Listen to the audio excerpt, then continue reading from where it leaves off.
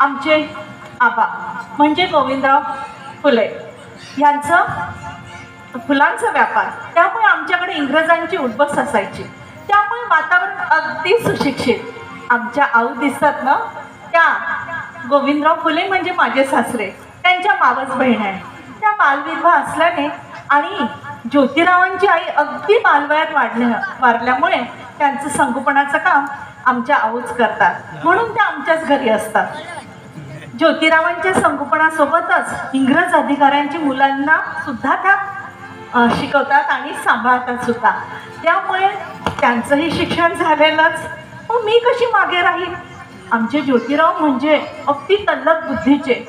Thomas pen यांच्या rights of man या पुस्तकाचं वाचन करून तसेच विचार ठेवणारे, त्यामुळे जुन्या चालीरीती, कर्मकांड, अस्पृश्यता यावर त्यांनी कधी थाराच दिला नाही आणि तीच शिकवण मला दिली। माझं लग्न झाल्यावर मी ज्योतिरावांना म्हणाले, शेठजी, ही गरीब मंडळी दिवसभर काबाड कष्ट करतात, पण हे सावकार लोक त्यांना व्यवहार येत नसल्यामुळे त्यांना फसवतात, त्यांचं नुकसान करतात, मग मी त्यांना शिकवू का? तर शेठजी हो म्हणाले आणि मग मीच फावल्या वेळात त्यांना शिकवण्याचं काम करते, त्यामुळे ते दिवसभराचं काम करून आल्यावर माझ्याकडे येतात। चला, मी बोलत काय बसले झालं? अरे वा, कमल छान, हे आहे तर सोपं नाव आहे त्यांचं। त्याच्या खांद्याला खांदा नाव म्हणजे माझं पातिव्रत्य आणि हेच मी करते आहे। तुम्हाला काय करायचं ते तुम्ही करून घ्या।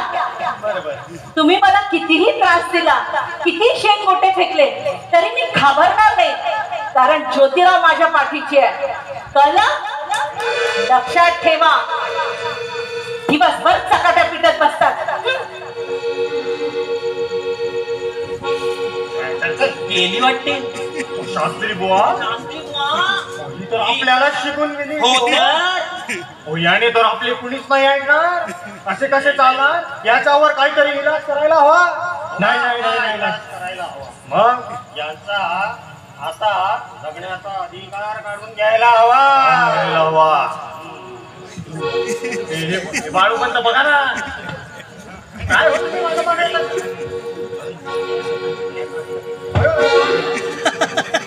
खबरदार, जर त्या सावित्रीला हात लावला तर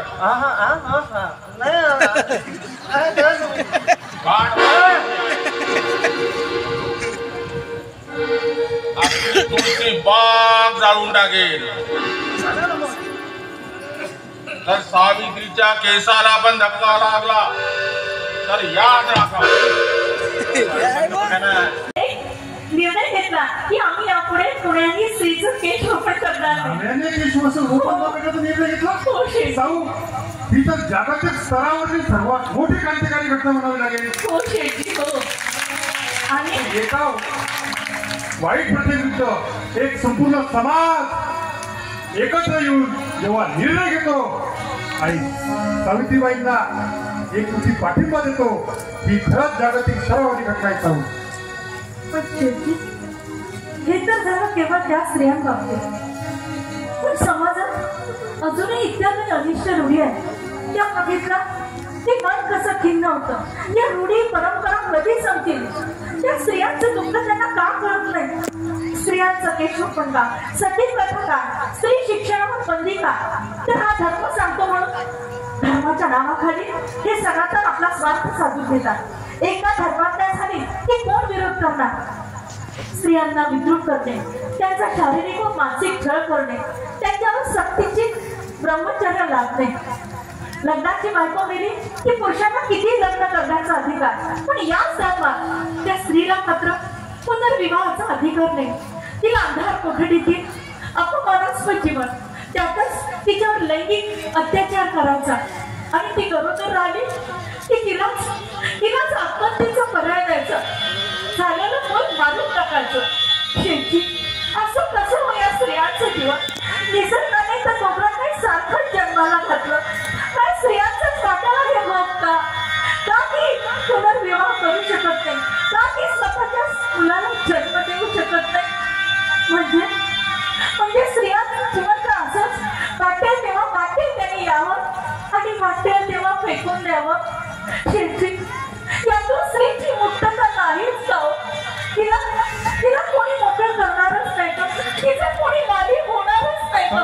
साऊ, पण या स्त्रियांच्या पाठीमागे त्यांच्या स्त्री जातही उभी राहत नाही. पण साऊ, एक लक्षात घ्या, माझे गुरु छत्रपती शिवाजी महाराज हे स्त्री पूजक होते आणि मातृत्वाचा सन्मान करणारे होते. तेव्हा आपणही तुमच्या मनामध्ये जे असेल तेच आपण करूया. मला काय वाटतं ते पण नक्की तुम्हाला काय वाटतं या संदर्भामध्ये? हे बघा, या स्त्रिया गरोदर राहतात, हो, त्यांना त्याच्या मुलाला जन्म देता येत नाही आणि एखादीने जबरदस्तीने जन्म दिला तर तिला त्या मुलाला मारून टाकावं लागतं आणि हे मारताना तिला कसं होत असेल. हे बघा, आपण यांच्यासाठी अनाथ आश्रम स्थापन करू आणि बाल हत्या प्रतिबंधक गृहाची स्थापना करू आणि ज्या विधवा स्त्रिया विवाहास इच्छुक असेल त्यांचा आपण पुनर्विवाहाची व्यवस्था करू. कसं वाटते शेठजी?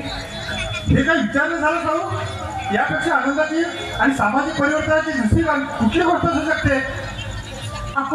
आपण याची पत्रक तयार करू आणि असं त्यावर नमूद करू. करंजपे, वाळवेकर यांना सगळ्या पुण्यामध्ये फिरवू, तुका महाराष्ट्रामध्ये आणि फिरवू. त्यामध्ये ही गोष्ट नमूद करू की विधान येथे या, इथे तुम्ही गुप्तपणे बाळगवा, तुमचे नाव गुप्त ठेवले जाईल. तुमचं मूल इथे जन्माला घाला, तुम्ही सोबत द्या किंवा या गृहात ठेवा.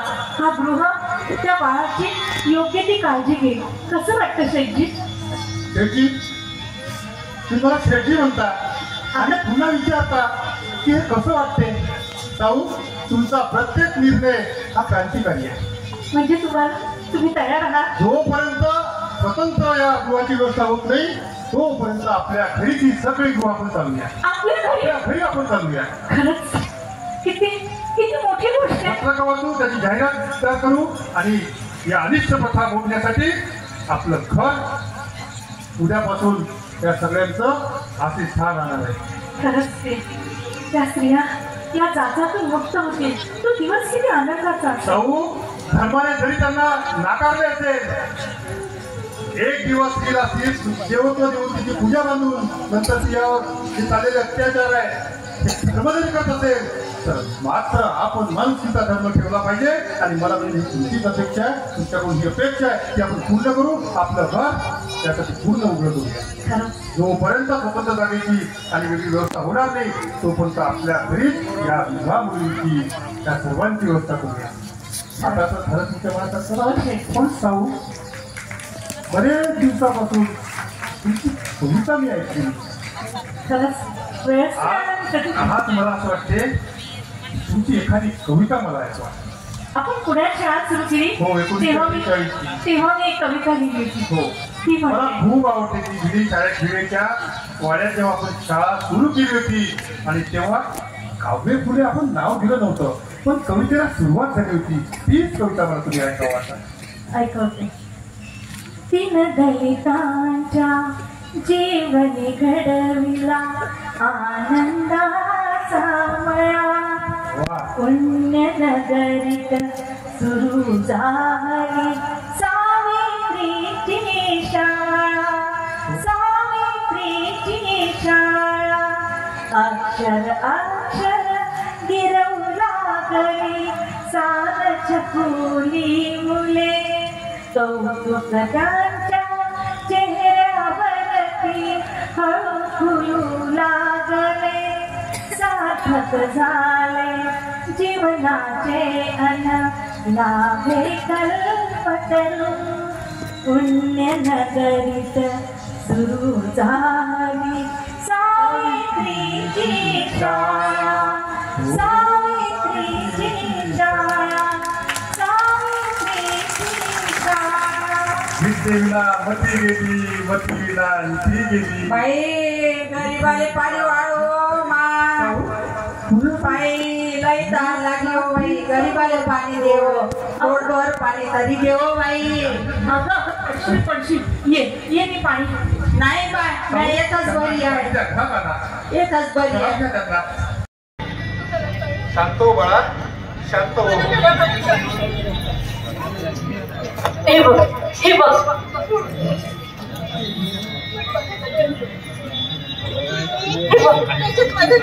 हो हो आम्हाला कळलं हे बघा काशीबाई, जे व्हायचं ते होऊन गेलं आणि यात तुमचा दोषही नाही. बरायचं त्यांनी ज्यांनी तुमच्यावर ही वेळ आणली आहे. बरोबर बोलतात. यानंतर साऊ तुमची आई आणि मला तुमचे वडील समजा हे तुमचं घर आणि तुमची आई बाप. इथे तुम्ही निवांतपणे राहू शकता. या घरात कोणीही तुम्हाला काही करू शकत नाही, याची आम्ही ग्वाही देतो. पण काशीबाई, कोणी काही करणार नाही. तुम्हाला इथे कुणी काही करणार नाही. तू काय झालं ते सांग. तुम्ही आम्हा दोघांनाच आपले आईबाप समजा आणि या घराला आपलं घर. आता सांगा समजा काय झालं. काय हो हो ठीक आहे ठीक आहे ठीक आहे ठीक आहे रडू नको. शांत हो बाळा, शांत हो. हे बघ हे बघ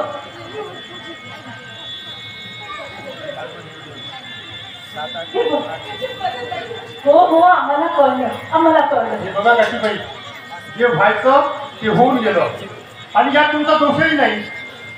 हे बघा बरायचं त्यांनी ज्यांनी तुमच्यावर ही वेळ आणली आहे. बरोबर बोलतात. यानंतर साऊ तुमची आई आणि मला तुमचे वडील समजा हे तुमचं घर आणि आम्ही तुमचे आई बाप. इथे तुम्ही निवांतपणे राहू शकता. या घरात कोणीही तुम्हाला काही करू शकत नाही, याची आम्ही ग्वाही देतो. पण काशीबाई, तुमचा आमच्या दोघांना विश्वास आहे ना? आता तू स्वतःची आणि होणाऱ्या बाळाची काळजी घ्यायची. हे रडणं बंद करायचं आणि कुणाचीही काळजी करायची नाही. किती गोड आहे. तू स्वतःला सांभाळ. साऊ तुझी पूर्ण काळजी घेतली. रडू नको बाळा. साऊ या तिला. हो हो शांत बाळ शांत. हे बघ अशा अवस्थेत तुला रडायचं नाही. आता तुला आनंदी राहायचं आहे. आता आम्ही आई बाबांनी तुझे तुला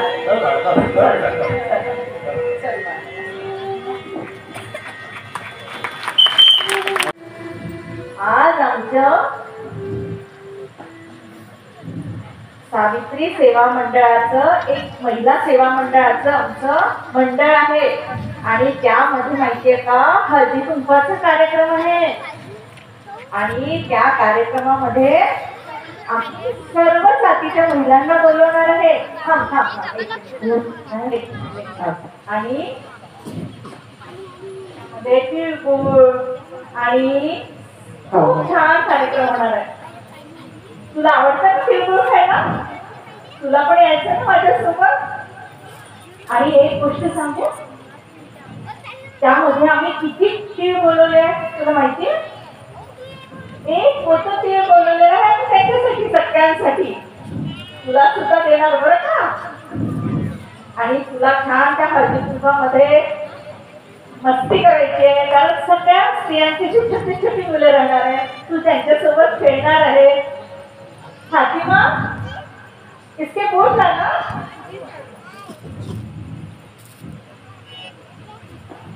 फातिमा तुम्हें पता है हम कहाँ जा रहे हैं? बैठो. आज हमारा हल्दी का कार्यक्रम है और वहाँ हम जा रहे हैं. वहाँ पता है सब जाति के जो स्त्रियां हैं एक ही आसन पर बैठने वाली हो. और छोटा सा यशवंत तो बहुत ही आपसे घुल मिल गया. हाँ और क्या करता है. चलो कैसा दिख रहा है मेरा चांद बेटा? बहुत ही सुंदर. बहुत सुंदर ना. चलो बिल्कुल खाने का है ना. चलो तो फिर चलो इधर से जाएंगे.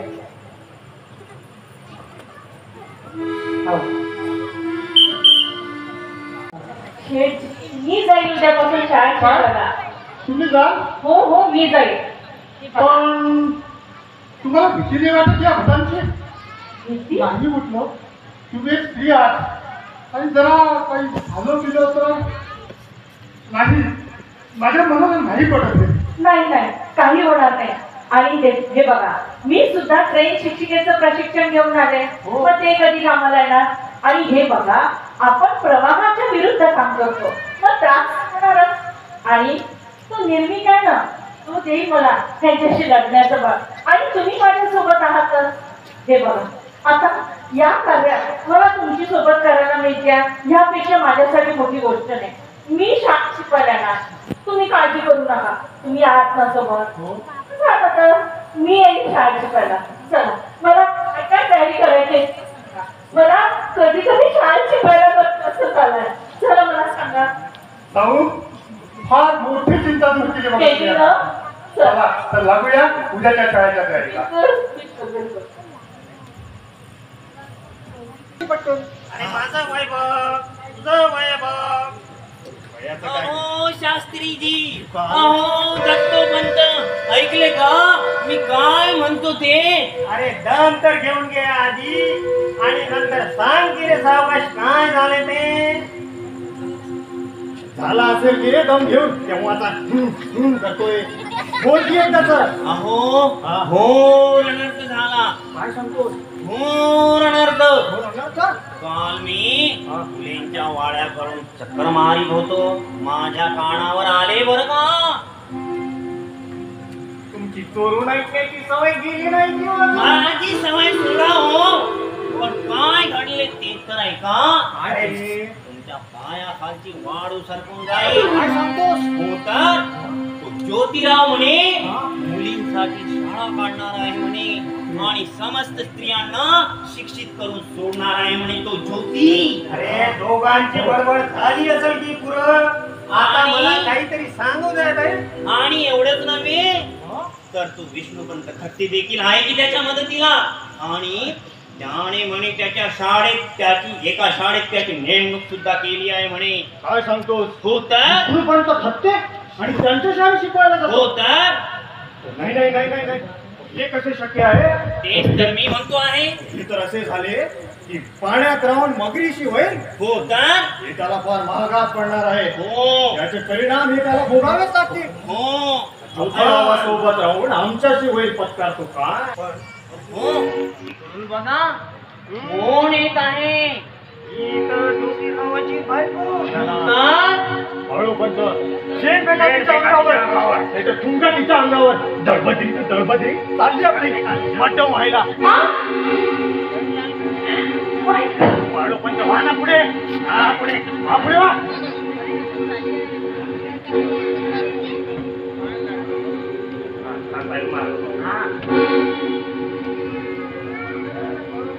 खबरदार मला हात पकडला तर काय माझ्याशी आहे. आणि काय म्हणाला. मी तुमचा धर्म भ्रष्ट करते. मी तुमचा धर्म भ्रष्ट करते. मी माझ्या नवऱ्याचं पालन करते. त्याच्या पावलावर पाऊल ठेवलं, त्याच्या खांद्याला खांदा लावलं म्हणजे माझं पातिव्रत्य. आणि तेच मी करते आहे. तुम्हाला काय करायचं ते तुम्ही करून घ्या. तुम्ही मला कितीही त्रास दिला, कितीही शेण मोठे फेकले तरी मी घाबरणार नाही.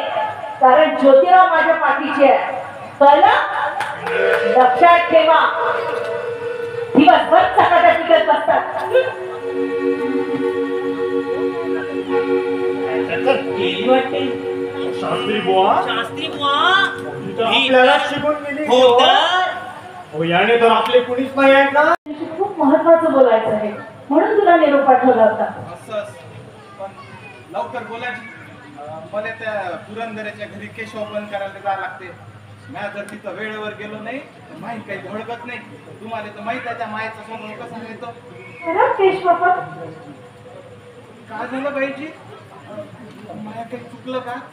नाही रे गणू, तुझं काही चुकलं नाही. पण मी विचारलेल्या प्रश्नाचं विचारपूर्वक उत्तर देशील. भाऊजी बोला ना काय म्हणतात. हे बघ गणू, निसर्गाने स्त्रीला सुंदर रूप दिलं आणि तिच्या केसांमध्ये तिला अधिक सौंदर्य प्राप्त झालं. मग तिला विद्युत करण्याचा अधिकार आपल्याला कोणी दिला सांग बरं. बाईजी तुम्ही काय बोलताय. मला तर काही उंगेन असं झालं. माझ्या वडाण्याला समजा अशा भाषेत बोला ना ती. हे बघ गणू, आता एखाद्या स्त्रीचं नाव त्यानंतर तुम्ही तिचे केस कापता, तिला विद्युत करता. तिच्या मनाचा, तिच्या इच्छेचा, तिच्या भावनेचा काही विचार करता. आता तुम्ही पुरंदरेकडे जा, त्याचे तुम्हाला भरपूर पैसे मिळणार. पण त्यांच्या सुनेच्या मनाची व्यथा काय होईल त्याचा विचार केलाय कधी. बाईजी हे तर प्रथाच चालत आली आहे ना. आता त्याला आपण तरी काय करणार. म्हणून तुम्हीच करू शकता जे करायचं आहे ते. म्हणजे कसं म्हणताची? हे बघ, आता तुम्ही त्या पुरंदरेकडे जाऊच नका. थांबवता येणार नाही तर माझाही नाईलाज आहे. नाईलाज म्हणजे काय बाबा? एकतर तुम्ही शाळा सोडावी, नाहीतर माझे घर. असं काय? असं काय बोलतो? माझा निर्णय झालाय.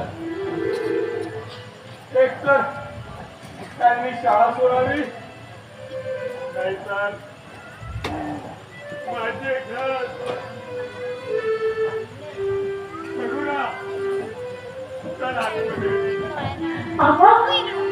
असं काय वाटलं? असं काय केलं आम्ही?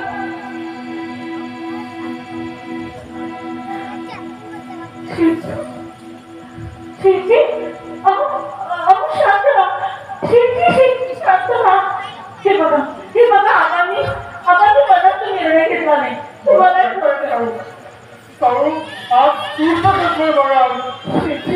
आजवर आबांनी कधीच आम्हाला अंतर दिलं नाही.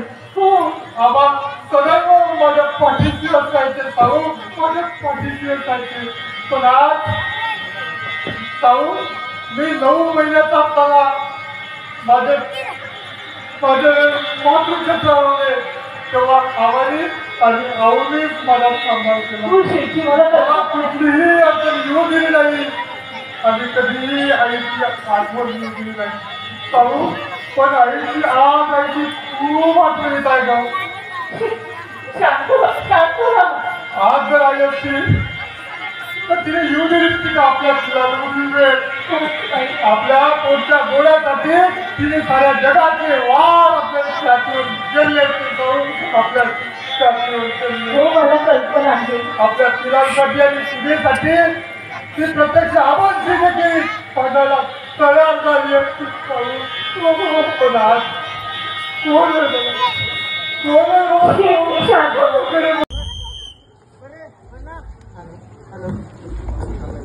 हॅलो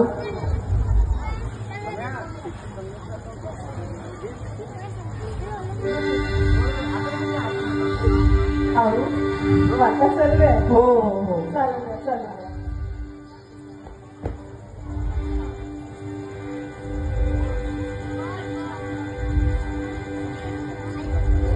आला तुम्ही आता हो शास्त्री हो, पाणी अगदी डोक्यावरून जायला लागलंय. नाहीतर त्यावर हा इलाज व्हायलाच हवा. अशाने तर आपलं कोणीच ऐकणार नाही. इलाज ना सापडला इलाज. चला माझ्या सोबत त्या टेकडीवर जाण्याने काय? त्या टेकडीवर जाण्याचं जर तुम्हाला कळलं असतं तर इथे आम्ही कशाला असतो? उगीच नाही शास्त्री म्हणता मला. चला माझ्या समोर त्या टेकडीवर आणि प्रत्यक्ष कृतीच करून दाखवतो. चला म्हणतो चला म्हणते.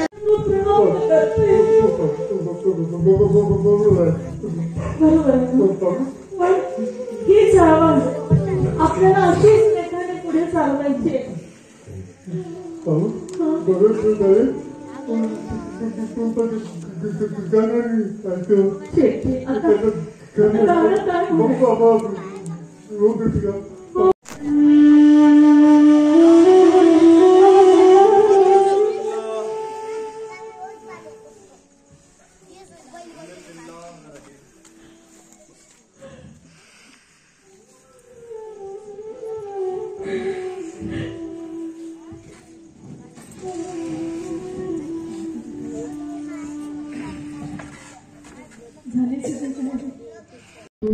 लोक आता आहेत, पुढे राहणार नाही. पण जोपर्यंत ही अंगलाई आहे तोपर्यंत साऱ्या शूद्रातील शूद्रांना शिकवा, शिक्षित करा. शिक्षण ही मनुष्यत्व प्राप्त करते. बरोबर आहे. ही चळवळ आपल्याला अशीच मेथाने पुढे चालवायची आहे. भाऊ बघत ठेव काय शेठजी आता गाणं काय म्हणताय? हो हो मी म्हणते असं नका म्हणू शेठजी, असं नका म्हणू.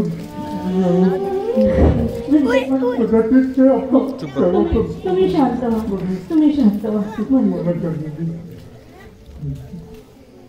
हे बघा म्हणते मी, माझे जीवन सार्थक झाले, माझे दारी ज्योतिबाले, माझे जीवन सार्थक झाले, माझे दारी ज्योतिबाले,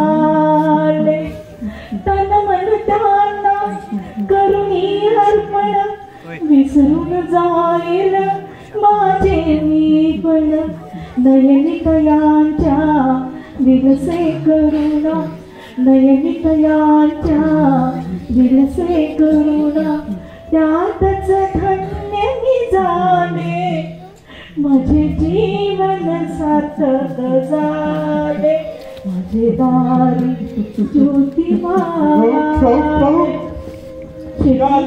शेठजी शेठजी अहो शेठजी उठा, शेठजी उठा, शेठजी उठा. दुश्मन की देखो ना उनको क्या हुआ, देखो ना इनको क्या हुआ. शेठजी शेठजी शेठजी शेठजी उठा ना शेठजी. अहो बघा ना काय झालंय ना, ते बघत का नाहीये, बघा ना.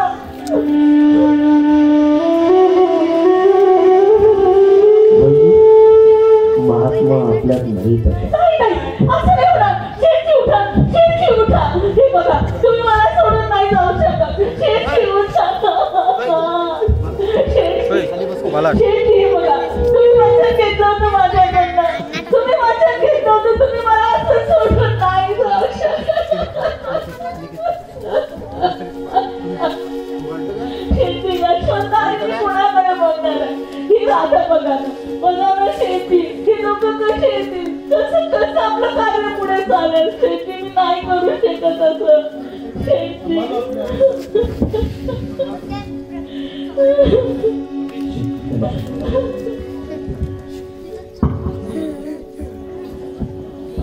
वहिनी सांभाळा स्वतःला आपलं.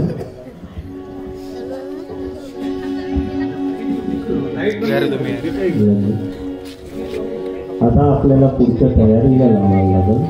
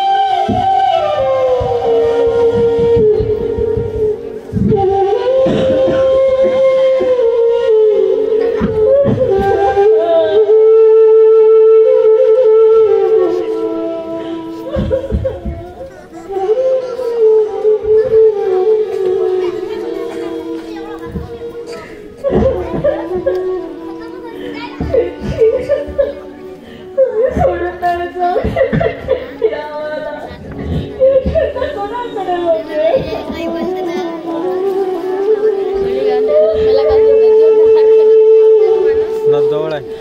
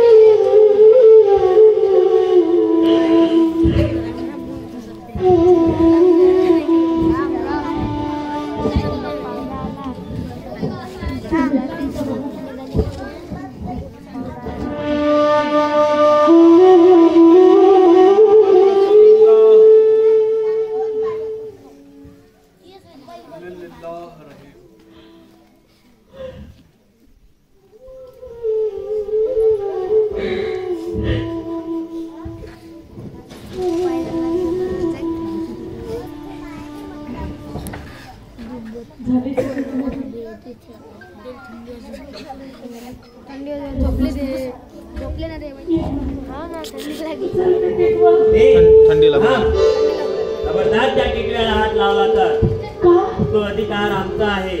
फुले या नात्याने टिटवा मीच उचलणार. काय काय बोलताय तुम्ही? तो अधिकार आमचा आहे. अरे हा आमचा यशवंत दत्तक पुत्र है. पक्का है ना? तू क्या बात कर रहा है? आपके सामने मैंने लिया ना इसको दत्तक. बघितलं जी पहा ना, मी दत्तक घेतलं याला. तुम्ही असं कसा विरोध करता? नाही नाही असं कसं बोलता तुम्ही? कोण यशवंता? सावित्री का पुत्र आहे. कोण यशवंता? कोण दत्तक पुत्र? कुठली ती? ही आणि तिचा हा मुलगा. त्याने तुम्ही दत्तक घेतला. आम्हाला हे मान्य नाही. काय माहित कुठे गेली होती तोंड गाळा करायला. फुलेंचं टिटवा मीच उचलणार आणि फुलेंचा पुतण्या या नात्याने अंतिम संस्कार मीच करणार. नहीं थांबा. काय झालं नाही? काय झालं ना? उस्मान जी देखो ना ये क्या चल रहा? शेठजी अहो तुम्ही जाऊन काही तास झाले नाही. ते बघा या विरोधात कसे विरोध करायला लागले आणि नाही इथून निघून राहा. आणि ह्याच्या भरोशात तुम्ही मला सोडून गेले. शेठजी उठा ना शेठजी. मी कसं करणार? हे कार्य कसं सांभाळू मी शेठजी? आज मला माफ करा शेठजी. मी तुमचं वचन मोडणार नाही. कारण मला यांना उत्तर द्यावंच लागेल. मला माफ करा शेठजी. आता मलाच कठोर व्हावं लागेल. काय म्हणाला? यशवंत आमचा पुत्र नाही कारण मी त्याला जन्म दिला नाही आणि टिटवा उचलण्याचा अधिकार त्याचा नाही. थांबा, मी बोलणार नव्हते महादजी, पण तुम्ही मला बोलायला भाग पाडलं. शेठजींनी सांगितल्याप्रमाणे आणि त्यांच्या मृत्यूपत्रात दिल्याप्रमाणे तुम्हाला त्यांच्या मृत्यूच्या वेळी इथे येऊ देता कामा नव्हतं. त्यांच्या टिटव्याला आणि त्यांच्या तिरडीलाही स्पर्श करता येणार नव्हता असं त्यांनी माझ्याकडे वचन घेतलं.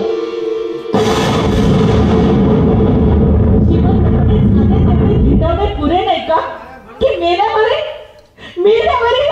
मला सुखाने विरोध द्यायचा नाही. जणू या विरोधकांनी ठरवलंच होतं. हो, आयुष्यभर त्यांना त्रास झाला पण तो त्यांनी सहन केला कारण ते सनातन परके होते. पण तुम्ही तर घरातले आणि तरी सुद्धा इतका विरोध. हो, जेव्हा घरातून विरोध होतो ना ते काळजाला घर करून राहत आणि म्हणून त्यांची अवस्था झाली. आज हे असणार ना. मी सगळ्यांना सांगू इच्छिते, मी यापूर्वी कधी घडलं नसेल, कदाचित कधीच घडणार नाही. मी सावित्री ज्योतिराव फुले, महात्मा ज्योतिराव फुले यांची पत्नी या नात्याने त्यांची टिटवी मीच उचलेन आणि त्यांच्यावर अंतिम दहन संस्कारही मीच करेन.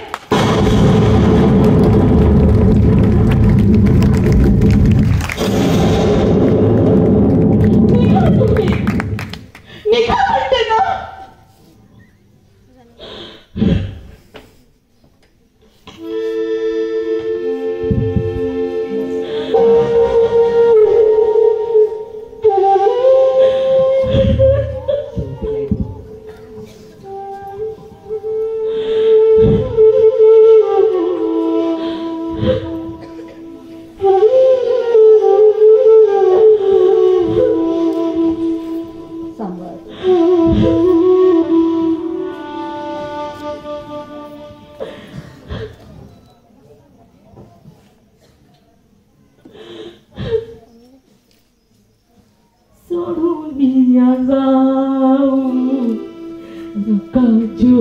ज्योतिराया सोडून जाऊ नका ज्योतिराया मज भरिताया